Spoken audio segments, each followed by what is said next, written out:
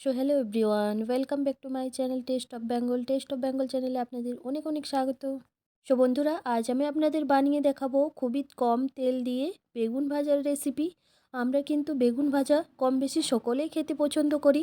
আর এই রকম যদি গরম গরম মুচমুচে বেগুন ভাজা ডাল ভাতের সাথে পাওয়া যায়, মনে হয় না যে আরও কিছু লাগবে।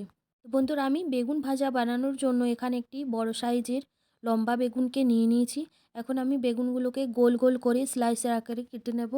এরপর কিন্তু আমি বেগুনগুলোকে লম্বা চৌড়াভাবে এইভাবে আমি চাকুর সাহায্যে চেরা লাগিয়ে নিচ্ছি। এতে করে কিন্তু বেগুনটা ভালোভাবে ভাজা হয়ে যায়। তো বন্ধুরা, আমার চ্যানেলে যদি আপনারা কেউ নতুন হয়ে থাকেন, প্লিজ চ্যানেলটিকে সাবস্ক্রাইব করে পাশে থাকবেন। আর আমার আজকের রেসিপিটি কেমন হয়েছে অবশ্যই একটি কমেন্ট করে জানাবেন, আর লাইক করতে ভুলবেন না কিন্তু।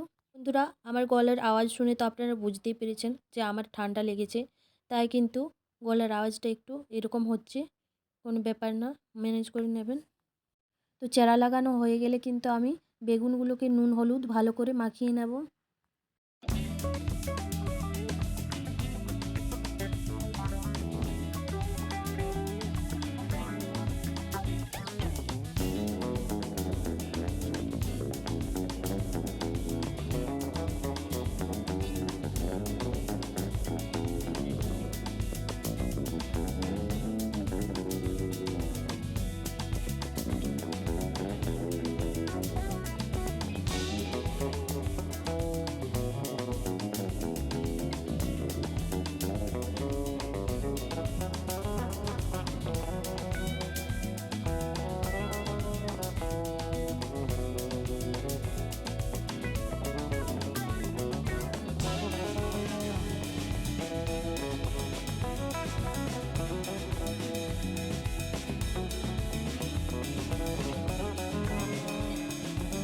এখন আমি কিন্তু গ্যাসের মধ্যে একটি কড়াই বসিয়ে দিয়েছি, আর কড়াইয়ের মধ্যে দিয়ে দিয়েছি পরিমাণ মতো সর্ষের তেল।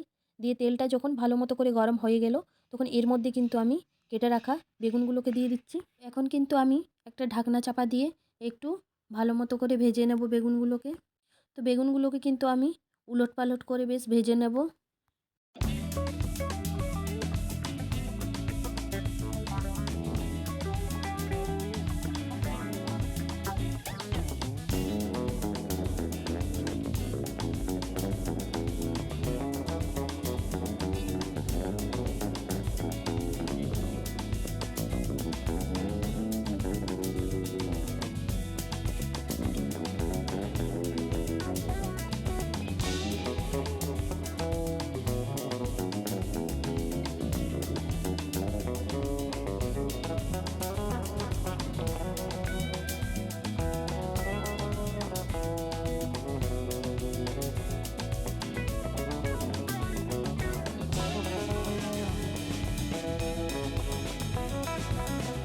তো বেগুনগুলো যখন ভালোভাবে ভাজা হয়ে যাবে, তখন উপর থেকে কিন্তু আমি দিয়ে দিলাম গুঁড়ো মশলা, আর দিয়ে দিচ্ছি ঝালের জন্য শুকনো লঙ্কা গুঁড়া।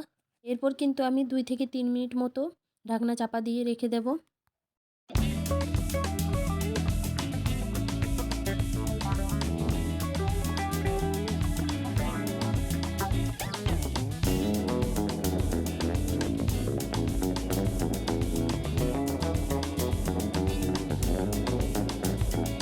বেগুনগুলো কিন্তু আমার একেবারে মুচমুচে করে ভাজা হয়ে গিয়েছে। এখন আমি একটি প্লেটের মধ্যে সার্ভ করে নিচ্ছি।